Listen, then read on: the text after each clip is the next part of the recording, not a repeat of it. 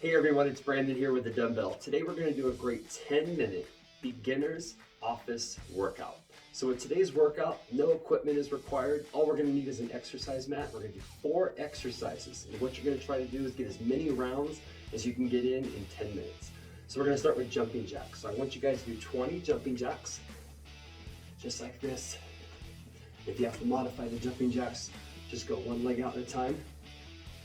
So after you get done with the 20 jumping jacks, we're gonna go right into squats. We're gonna do 15 squats.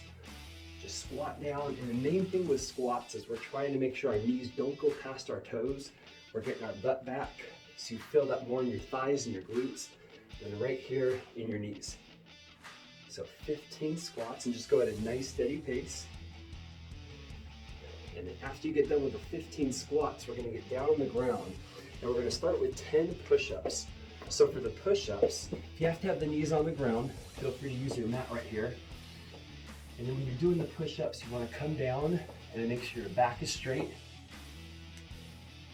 Make sure to get that butt down. A lot of people, when they first start doing push-ups, they keep their butt up in the air. And you start to feel it a little bit more in your shoulders. And then really where you wanna feel it is more right around here in your pec area. So 10 push-ups, and if you can do it, keep your knees off the ground, and then make sure to breathe, especially with all the exercises, make sure to breathe.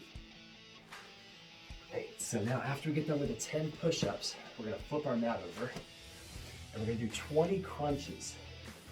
So for the crunch, hands can be across the chest or behind the head, depending on your preference, and we're gonna get our upper back and shoulders just off the ground. And I want you guys to do 20 crunches. So we're gonna exhale on the way up, inhale on the way down. Just like this. And again, you can have your hands behind your head or the hands across the chest.